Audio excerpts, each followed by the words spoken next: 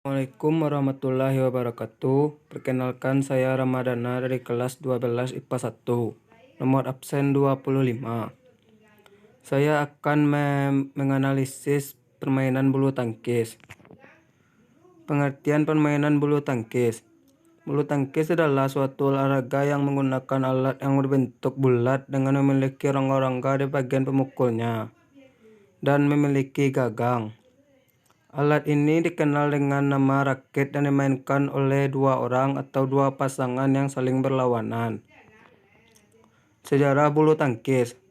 Tidak ada yang tahu pasti tentang asal mula penciptaan olahraga bulu tangkis. Akan tetapi, banyak pendapat yang mengatakan kalau permainan tersebut sudah ada sejak zaman Mesir kuno, yaitu sekitar 2000 tahun yang lalu. Ada pula yang berpendapat bahwa bulu tangkis sebenarnya berasal dari Tiongkok. Zaman dulu, orang-orang Tiongkok punya permainan bernama jianzi. Aturan mainnya mirip seperti bulu tangkis, yaitu menjaga agar kau tidak jatuh ke tanah. Permainan ini kemudian berkembang pesat sejak tahun 1850-an, dan orang-orang mulai menyebutnya sebagai badminton. Badminton mulai masuk ke Indonesia pada zaman penjajahan sekitar tahun 1930. Akan tetapi, olahraga ini baru bisa berkembang di tahun 1947 atau setelah Indonesia merdeka. Sejak saat itu, perkembangan badminton pun sudah cukup pesat dan para atlet mulai bermunculan. Teknik permainan bulu tangkis. 1. Memegang raket atau grip. American grip. Teknik American grip dapat dilakukan dengan cara menggenggam tangkai raket, lalu memosisikan ibu jari dan telunjuk agar saling menempel atau bersentuhan, sehingga membuat bentuk huruf O. Backhand grip. Teknik backhand grip dapat dilakukan dengan cara menggenggam tangkai raket, lalu memosisikan ibu jari di belakang tangkai dan menekannya seolah-olah ibu jari lah yang menjadi penyokong raket. Forehand grip. Jika teknik backhand grip menggunakan ibu jari sebagai penyokong utama, teknik forehand grip menggunakan jari telunjuk, tengah, manis, dan kelingking sebagai penyokongnya. Umumnya, teknik ini dilakukan untuk gerakan permainan yang lincah. Combination grip. Seperti namanya, teknik ini menggabungkan berbagai jenis teknik pegangan yang ada. Cara melakukannya yaitu genggam raket seperti biasa, lalu posisikan jari telunjuk ke arah ujung raket.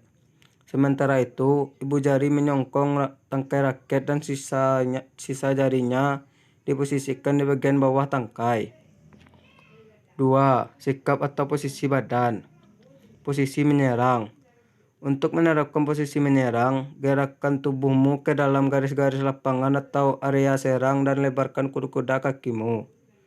Setelah itu, angkat kedua lenganmu untuk menyiapkan kekuatan dan daya pukul.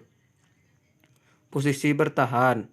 Untuk menerapkan posisi bertahan, kamu harus mengarahkan tubuhmu menghadap net dan memosisikan raket di depan pinggang atau perut. Posisi melawan atau membalikkan netting. Net stance biasanya dilakukan ketika lawanmu tampak ingin melakukan netting. Untuk mengantisipasi netting, kamu harus berada di dekat net. Setelah itu, raket perlu diposisikan dengan tubuhmu, sementara tubuhmu dimajukan sedikit agar kamu siap melakukan lompatan ke depan. Gerakan kaki atau footwork. Gerakan kaki pun perlu untuk diatur. Ada 4 tips yang dapat kamu lakukan agar pergerakan bermainmu optimal. Pertama, pastikan base atau starting point kamu, kemudian ingat. Kedua, mundurlah maksimal 3 langkah jika perlu mundur. Ketiga, bergerak ke kanan kirilah maksimal 1 langkah bila diperlukan. Keempat, kamu hanya boleh maju maksimal 3 langkah jika harus maju. Servis atas. Servis atas dilakukan dengan cara memukul kok menggunakan raket yang posisinya di atas bahu atau kepala. Biasanya, laju kok akan cenderung horizontal. Servis bawah. Servis bawah dilakukan dengan cara memukul kok menggunakan raket yang posisinya di bawah bahu atau dada. Biasanya, laju kok akan cenderung melambung. Smash.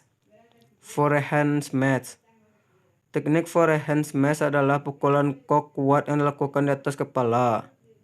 Backhand smash. Teknik backhand smash merupakan salah satu teknik yang paling sulit dilakukan dalam permainan badminton. Bahkan para profesional saja kesulitan melakukannya. Untuk melakukan teknik ini, kamu harus menggunakan teknik genggaman backhand grip, lalu melepaskan pukulan yang kuat. Jumping smash.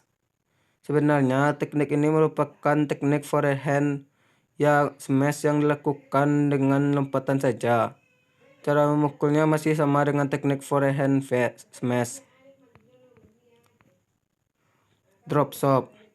Teknik drop shot dapat kamu lakukan dengan cara memukul kok ke area tengah atau depan lawan secara cepat maupun standar. Teknik ini dilakukan untuk memaksa lawan bergerak ke depan areanya, sehingga kamu dapat menyerang area tengah dan belakangnya. 7. Clear atau lob. Teknik clear atau lob merupakan kebalikan dari teknik drop shot. Apabila drop shot ditunjukkan agar lawan main terpaksa berpindah ke area depannya, clear membuat lawan main harus bergerak mundur ke area belakangnya. 8. Netting. Salah satu teknik bulu tangkis yang sulit untuk dilakukan adalah netting. Teknik ini membutuhkan intuisi, kecermatan, dan kepercayaan yang baik.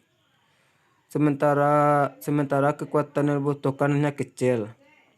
Untuk melakukan teknik ini, kamu harus berada di dekat net dan memantulkan kok di atas net secara cepat. Nantinya, kok akan jatuh di dekat net area lawan. 9. Overhead. Teknik pukulan bulu tangkis overhead dilakukan dengan cara yang sama seperti smash atau atas atau forehand smash. Perbedaannya hanya terletak pada daya pukulnya saja. Overhead tidak perlu membutuhkan banyak daya pukul. 10. Drift. Teknik dasar bulu tangkis terakhir yang perlu kamu ketahui adalah drift. Teknik ini dapat dilakukan dengan cara memukul kok secara cepat dan agak mendatar. Umumnya, teknik ini dilakukan oleh pemain ganda. Ukuran lapangan bulu tangkis. Lapangan badminton standar internasional adalah panjang lapangan badminton adalah 13,40 meter. Lebar lapangan badminton 6,10 meter. Jarak garis servis dengan depan dari garis net 1,98 meter. Jarak garis servis tengah dari garis samping lapangan 3,05 meter. Jarak garis servis belakang atau untuk pemain ganda dapat dari garis belakang lapangan 0,76 meter. Jarak garis samping permainan tunggal dari garis pinggir lapangan 0,46 meter. Tinggi tiang net 1,55 meter. Tinggi net 1,52 meter.